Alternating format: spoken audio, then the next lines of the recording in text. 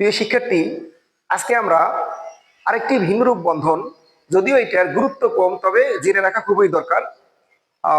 সাধারণত বর্ণনার ক্ষেত্রে, ব্যাখ্যার ক্ষেত্রে এই বন্ধনগুলো আমাদের অগোচরেই ব্যবহার করে থাকি, কিন্তু আমরা বুঝতে পারি না, না জানার কারণে।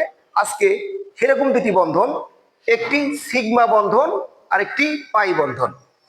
আমরা জানি যে কোনো সাধারণত তিনটি বন্ধন নিয়ে আমরা আলোচনা করে থাকি: আয়নিক বন্ধন, সমযোজী বন্ধন ও ধাতব বন্ধন। এছাড়াও আরো অনেক ধরনের বন্ধন আছে, তার মধ্যে দুটি বন্ধন সিগমা আর পাই। আমরা কি কখনো লক্ষ্য করে দেখেছি যে আমরা যখন যৌগ গঠন লিখি, যেমন হাইড্রোজেন আর হাইড্রোজেন, এইটা একটা বন্ধন, আবার অক্সিজেন ডাবল বন্ড অক্সিজেন একটা বন্ধন, আবার একইভাবে নাইট্রোজেন ট্রিপল বন্ড নাইট্রোজেন। এইখানে সেম ভাবে যদি লিখি কার্বন চার বন্ধন কার্বন, এক বন্ধন, দ্বিবন্ধন, ত্রিবন্ধন, চতুর্বন্ধন, আসলে এরই মধ্যেই আমাদের সিগমা এবং পাই বন্ধন বিদ্যমান। তাহলে আমরা দেখি সিগমা বন্ধন মূলত কি, পাই বন্ধন মূলত কি। আচ্ছা, আমরা চলে গেলাম সিগমা বন্ধনে। আচ্ছা, আগে বলে রাখি, সিগমা বন্ধন বা এ ধরনের বন্ধন গঠনের জন্য প্রথমে অরবিটাল গুলো সামনাসামনি বা পাশাপাশি অংশগ্রহণ করে, কখনো সামনাসামনি কখনো পাশাপাশি। তো আমরা সিগমা বন্ধন বলতে কি বুঝবো? যে বন্ধনে অরবিটাল তথা দুইটি অরবিটাল সামনাসামনি অতিক্রমণ করে, সামনাসামনি অতিক্রমণ করে বন্ধন তৈরি করে, অর্থাৎ যৌগ তৈরি করে বা দুটি পরমাণুকে মিলিত করে, সেই বন্ধনটাকে বলা হয় সিগমা বন্ধন। আবার বলি, যে বন্ধনে দুটি অরবিটাল সামনাসামনি অতিক্রমণ করে তাকেই মূলত বলে সিগমা বন্ধন। আমি একটু লিখি, যে বন্ধনে দুটি অরবিটাল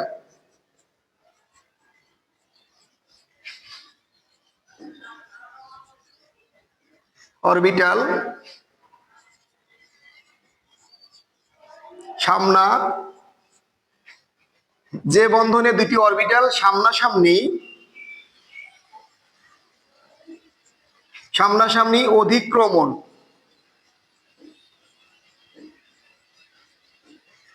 ঘটায় তাকে সিগমা, সিগমাকে এইভাবে ছয়ের মতো করে লেখা হয়, সিগমা বন্ধন বলে। অর্থাৎ যে বন্ধনে দুটি অরবিটাল সামনাসামনি অতিক্রমণ করে তাকে সিগমা বন্ধন বলে। প্রকৃতপক্ষে এই সিগমা বন্ধনই সবচেয়ে শক্তিশালী বন্ধন। অর্থাৎ উদাহরণস্বরূপ বলতে পারি, দুটি মানুষ যখন একে অপরের সাথে হ্যান্ডশেক করে, অর্থাৎ একজন একজন হাত ধরে রাখে, এই বিষয়টাকে যদি আমরা বলি তাহলে এটি সিগমা বন্ধন। আচ্ছা, সিগমা বন্ধন কোনগুলো? সিগমা বন্ধন মূলত কোনগুলো আমরা এখানে দেখব। সিগমা বন্ধন বোঝার জন্য আমাদের কি করতে হবে? একক বন্ধন যুক্ত সকল অণু, যেমন এখানে হাইড্রোজেন হাইড্রোজেন, আবার একইভাবে ক্লোরিন ক্লোরিন, সেম ভাবে যদি নেই, একইভাবে কোনো অণু যদি নেই, অ্যামোনিয়ার ক্ষেত্রে এইচ এইচ এইচ, মিথেনের ক্ষেত্রে এইচ এইচ এইচ। অর্থাৎ এই যে একক বন্ধন দ্বারা তৈরি হয়েছে, এগুলো মূলত সবগুলোই সিগমা বন্ধন। এখানে অরবিটাল গুলো সামনাসামনি অতিক্রমণ ঘটাইছে। আচ্ছা, সিগমা বন্ধন সিগমা বন্ধন সিগমা বন্ধন, এগুলো কি? সিগমা বন্ধন। এখন আসি পাই বন্ধন কি এবং পাই বন্ধন কিভাবে আমরা লিখতে পারি।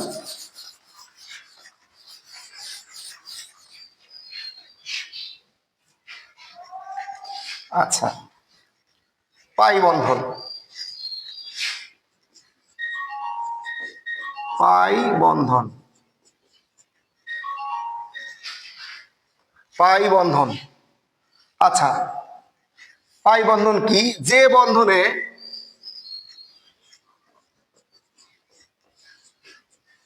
অরবিটাল সমূহ অরবিটাল সমূহ পাশাপাশি অতিক্রমণ করে, পাশাপাশি, পাশাপাশি অতিক্রমণ করে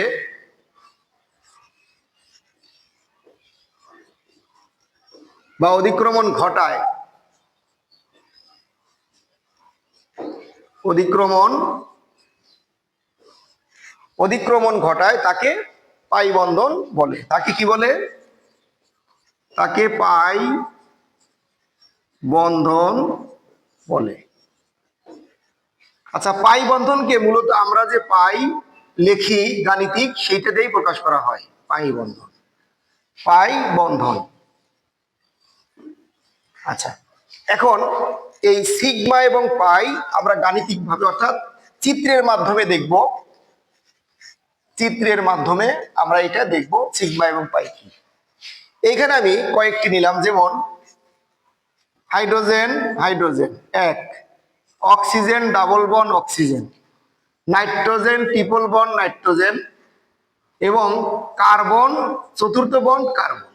আমরা কয়টি যৌগ নিছি, কয়টি অণু নিছি? 3টি অণু নিছি। অণুর এইখানে শুধু একটি সিগমা বন্ধন আছে, এখানে শুধু সিগমা বন্ধন। শুধু কি? এইখানে শুধু সিগমা বন্ধন বিদ্যমান, বন্ধন আছে।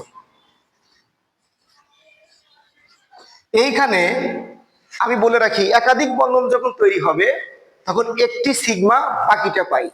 এখানে একটি সিগমা একটি পাই, আমরা সহজে লিখলাম একটা সিগমা এক পাই এক। এখানে কি? সিগমা এক পাই দুই। এইখানে কি? সিগমা বন্ধন থাকবে একটা, সিগমা বন্ধন এক, আর পাই বন্ধন তিন। অর্থাৎ যে কোনো দ্বিবন্ধন বা ত্রিবন্ধন গঠিত হলে একটি বন্ধন ব্যতীত বাকি সব বন্ধন পাই বন্ধনের মধ্যে পড়বে। অপেক্ষাকৃত এবং অনেক দুর্বল বন্ধন কে বলা হয় পাই বন্ধন, যেটা পাশাপাশি অতিক্রমণ হয়। উদাহরণস্বরূপ বলা যায়, দুটি মানুষ পাশাপাশি দাঁড়াইলে তাদের শুধুমাত্র বডির সাথে বডির বা মাথার সাথে মাথার যে আকর্ষণ শক্তিটা থাকে, এই শক্তির সাথে তুলনা করা হয় পাই বন্ধনকে। কিন্তু সিগমাটাকে হ্যান্ডশেক তথা একজন একজনের শক্ত করে ধরা, এই বিষয়টাকে বোঝানো হয়। যে কোনো বিক্রিয়ায় সিগমা বন্ধন ভাঙতে অনেক বেশি শক্তির প্রয়োজন হয়, কিন্তু পাই বন্ধন ভাঙতে অনেক কম শক্তির প্রয়োজন হয়। থ্যাংক ইউ এভরিবডি, দেখা হবে পরবর্তী ক্লাসে। ধন্যবাদ।